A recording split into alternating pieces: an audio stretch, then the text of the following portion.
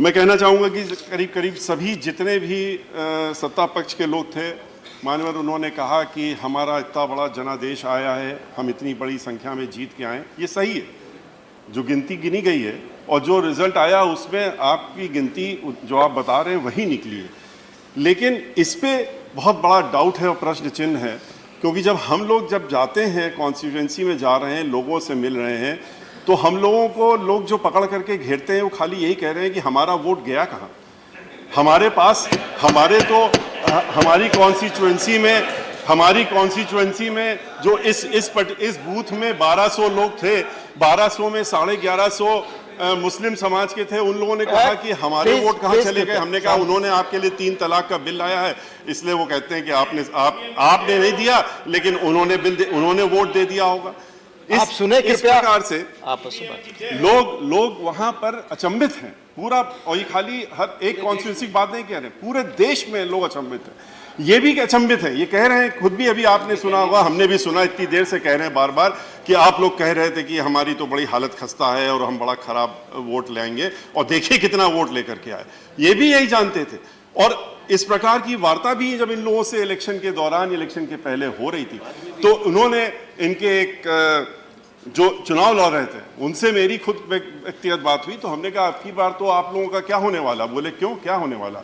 हमने कहा आपके पास न वोटर रह गया, न जनादेश रह गया, लोग आक्रोशित हैं, लोग वोट आपको देने नहीं चाहते हैं, तो देंगे नहीं, तो आपका क्या स्थिति होगी। उन्होंने कहा ये सब चीज़ें मैं मानता हूँ, ये सब आपके पास है और आप लोगों के पास हो, ये मेरे खिलाफ है, लेकिन हमारे पास एक चीज़ तो है। हमने कहा वो कौन सी चीज़ है। बोले हमारे पास ईवीएम है। ईवीएम तो आपके पास नहीं है।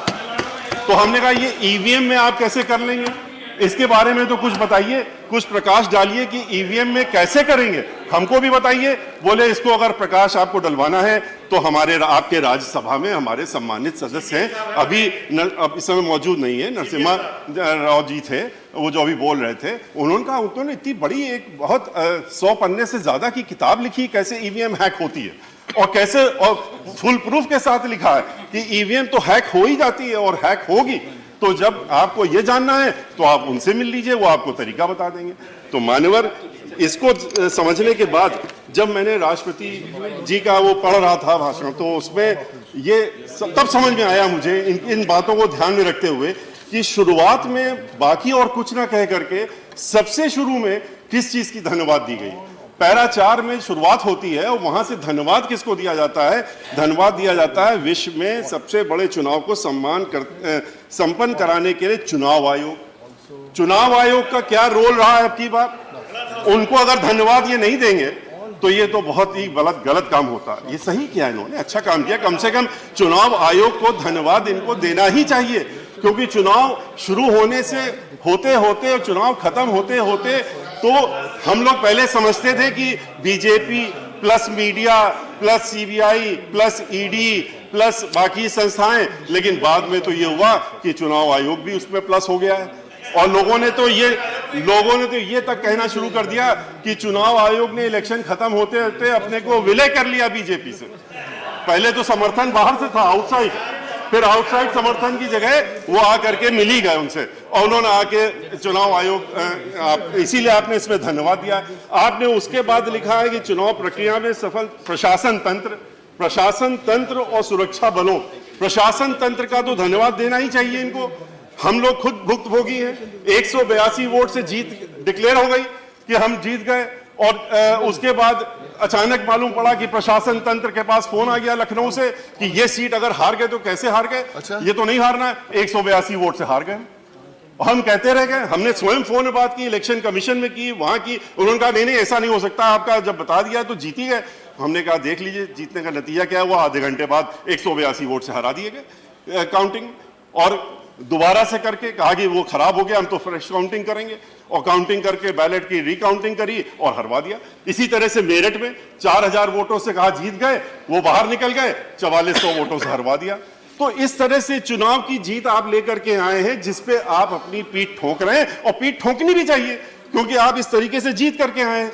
लेकिन इसके साथ साथ में आपको यह भी देखना पड़ेगा कि जनता, अब आप जो है गवर्नमेंट आपने बना ली है, आप सत्ता में आ गए, लोग आपसे प्रश्न करेंगे। आपसे ये इलेक्शन कमीशन में और ईवीएम की बात तो पीछे रह जाएगी, मीडिया की बात पीछे रह जाएगी, लेकिन आपसे ये पूछेंगे कि आपने 5 साल में जिस तरीके से आपने दलित समाज, जिस तरह से आपने अल्पसंख्यक समाज, आपने जिस तरीके से इनको लिंचिंग से लेके, कोड़ों से लेकर के और क्या क्या नहीं आपने किया इनके लिए, आपने, और आप कहते हैं कि ये मेरे साथ है, ये समाज मेरे साथ है। आप उनको शादी करने से रोकते हैं, आप उनको घोड़े पे सवार नहीं होने देते हैं अगर शादी दलित समाज के लोगों को। आप 17-17 घंटे तक वीडियो खींच करके एक अल्पसंख्यक समाज के व्यक्ति को कोड़े मारते रहते हैं जब तक वो मर नहीं जाता है। आप अभी 3 दिन पहले की खबर है। तो इस तरह की जो आपकी योजना अभी इलेक्शन के बाद भी चल रही है, इलेक्शन के पहले भी चल रही थी, तो ये समाज तो जान ही रहा है कि आप उनके साथ किस तरह से व्यवहार कर रहे हैं।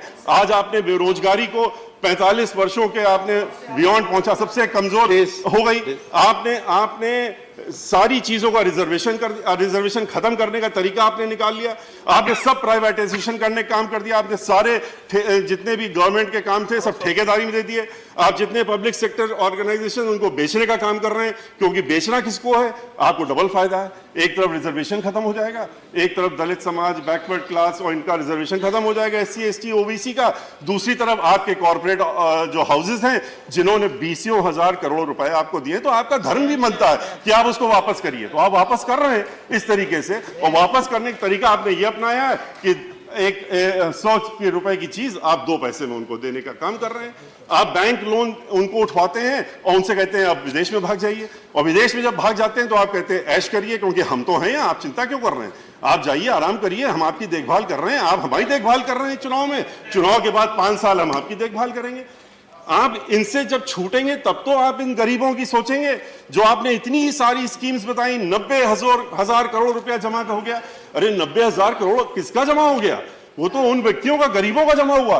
उन्होंने समझा कि आप उनके में 15 लाख रुपया डाल देंगे अकाउंट खोलने पर। उन्होंने लाइन लगा के वो अपने अकाउंट्स खोले, पैसा नहीं था, 15 लाख के इंतजार में पड़े रहे, लाइन लगा के 15 लाख के रोज जाते रहे बैंक में, कब मिलेगा? तब पता लगा वो तो जुमला है। और वो तो ये 90,000 करोड़ कहां गया?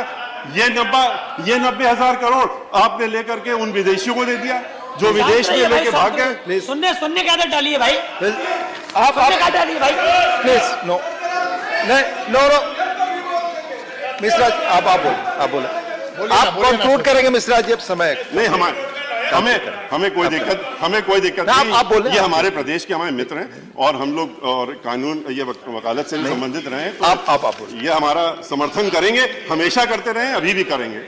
और आप बोले कंक्लूड करें, कंक्लूड करें मिश्रा जी। आप हमारे आज लीडर इस समय नहीं हाउस के, हमारे लीडर हैं, उनकी जिम्मेदारी इतनी बढ़ गई है क्योंकि पिछले 5 साल हम लोग टकटकी लगा के देखते रहे, उनके साथ बैठते रहे, उनको भी, वो मंत्री थे तब उस विभाग के, आज भी हैं, और हम लोग कहते रहे कि वो आपने एक कोल्ड स्टोरेज में रिजर्वेशन का बिल डाल दिया है प्रमोशन का, उसको कहीं से धूल झाड़ के निकाल के दिखा तो दीजिए, दिखाने पर क्या कर दिए कम से कम। आरक्षण में आपने गरीब सवर्णों की बात की, आपने कहा गरीब सवर्णों को आरक्षण दे रहे हैं, आपने कहा कि हम संविधान, बाबा साहब का बनाया हुआ संविधान की रक्षा कर रहे हैं। आप बाबा साहब के संविधान, बाबा साहब का नाम लेने के लिए आपने खाली बाबा साहब का संविधान की बात की। आप जो संविधान है उसके उन्होंने इस सरकार में टुकड़े टुकड़े करने का काम हो रहा है, डेमोक्रेसी का मर्डर हो रहा है। लिटरली इस तरीके से एक्शंस हो रहे हैं कि डेमोक्रेसी बनाए रखने की जगह it is being murdered, democracy is being murdered, जिस तरह से कार्य हो रहा है। और गरीब सवर्णों के नाम पे आपने कहा कि अब हमें इलेक्शन आ रहा है, कंक्लूड करें मिश्रा जी, कंक्लूड करें प्लीज। इलेक्शन के पहले आपने गरीब सवर्णों को 10%, माने अभी तो 9 मिनट हुए, किसी को 14 मिनट दिए, 5 मिनट किसी को 15 मिनट दिए, 5 मिनट समय था, वो मैंने ऑलरेडी बढ़ाया हम लोगों को आपने प्लीज कंक्लूड करें। तो प्लीज आपकी पार्टी के एक और वक्ता हैं, प्लीज आपकी पार्टी के एक और वक्ता, प्लीज। आपने आदर्श में डाला, है, आपने पार्टी में नहीं डाला, आपने पार्टी में नहीं दोनों डाला, आदमी एक ही पार्टी के, नहीं, जो वर्गीकरण है यहाँ से आया। आप प्लीज कंक्लूड करें मिश्रा जी, प्लीज कंक्लूड। मान्यवर गरीब सवर्णों को आपने कहा कि अब इनको, आपने उनके लिए भी कुछ नहीं किया। बेरोजगारी में खाली दलित समाज, अपर बैकवर्ड समाज या ST नहीं था, इसमें अपर कास्ट के भी लोग थे। जो यंग लड़का निकला पढ़ करके, उसको कहीं नौकरी तो मिल नहीं रही। नौकरी जब नहीं मिल रही, आपने एम्प्लॉयमेंट एक्सचेंज ही खत्म कर दिए सारे।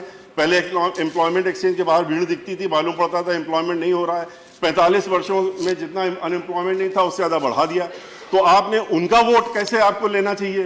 तो आपने कहा कि हम आरक्षण देने जा रहे हैं। आरक्षण किसको दे रहे हैं? सबसे बड़ा धोखा तो आपने इस आरक्षण में किया।